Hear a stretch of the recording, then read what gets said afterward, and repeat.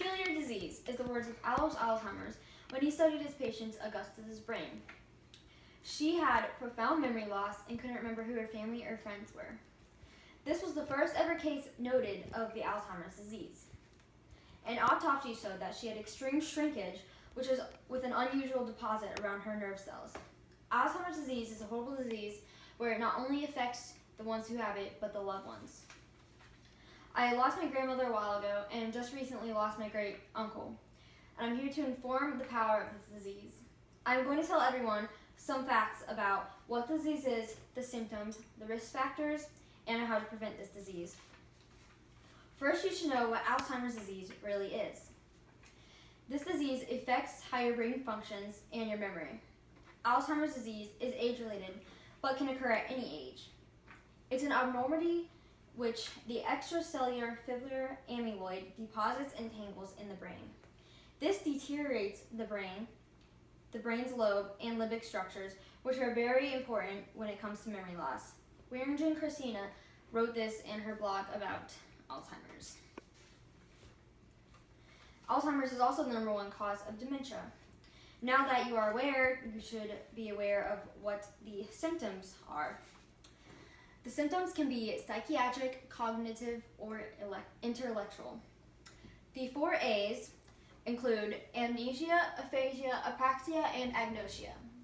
Amnesia deals with memory loss. Aphasia deals with the ability to communicate. Apraxia is when your motor task weakens. And agnosia is not being able to receive the right signals from your senses. The psychiatric symptoms are usually the first stages of the disease, and these deal with personality changes. Sometimes a person can be a very happy and upbeat person, and then they are more sad or just angry all the time. And the person may isolate themselves, have delusions or hallucinations, and from that usually comes anxiety and fear, and can also cause them to have behavioral issues. Now that you know a little bit about what the disease is capable of doing, you might have questions. Am I at risk, or is my family at risk? This risk is always changing with age, and age, race, and gender have a huge thing to do with it. According to Gale.net, about 1 in 8 people that are the age of 65 or above are affected, and half live to be 85. Women have more of a risk than men, and Hispanics and African Americans have a higher risk than Caucasians. Here are a few extra little facts. Alzheimer is the 6th leading cause of death in America. The life expectancy is about 4 to 8 years. 1 in 9 Americans over 65 have this disease. Worldwide, almost 44 million people have Alzheimer's disease, and only 1 in 4 people are diagnosed. Here is a picture of 3 siblings. This is my grandmother, my great aunt, and my great uncle. All 3 suffered from Alzheimer's or dementia-related diseases. There are 3 Hispanics, and 2 of them are girls. My grandmother was diagnosed when she was 80, and she lived to about 85.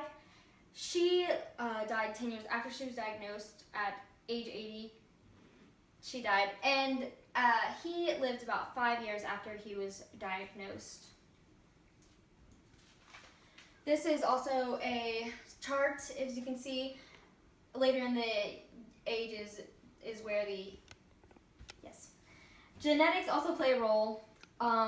If it's in your history of a family, then early on doctors can usually tell you if you're at risk, because there's tests that doctors can do on your brain.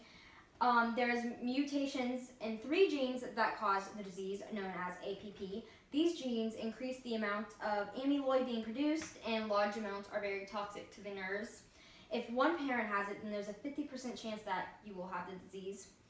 If your family is known as getting the disease later on in life, like say you're like 80, then doctors can't really tell if you're going to have the disease. I got all this information from Health Wellness.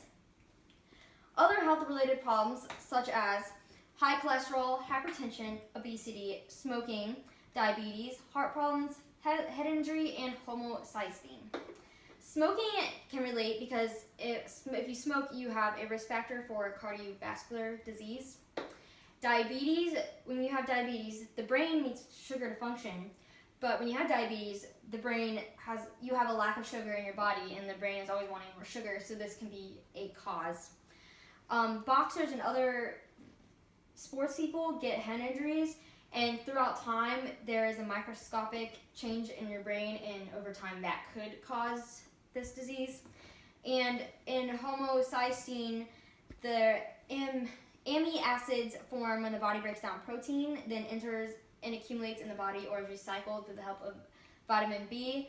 And when those levels rise, that could be a leading cause to this disease. Finally, how you can prevent this disease. Unfortunately, there is no cure, but medicine is always advancing. There are many groups that are trying to look and advance it. Scientists now understand the chemical a little better, and they hope to create a vaccine here in the near future for the disease.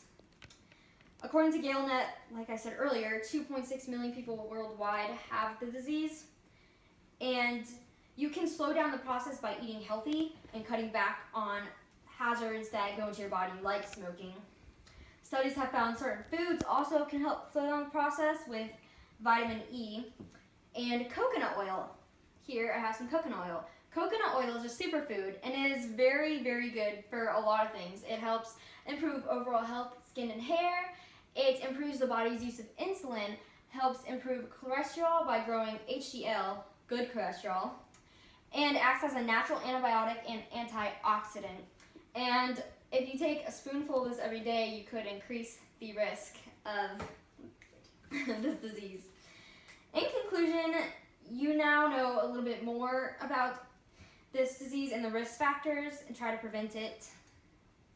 Here I have a list if you would like to check out anything else I have said or look at some more facts. There's a lot of nice places like Alzheimer's group. If you go to alzheimers.org, there are groups to help you out and to give you more information. So, thank you. That is the end of my speech.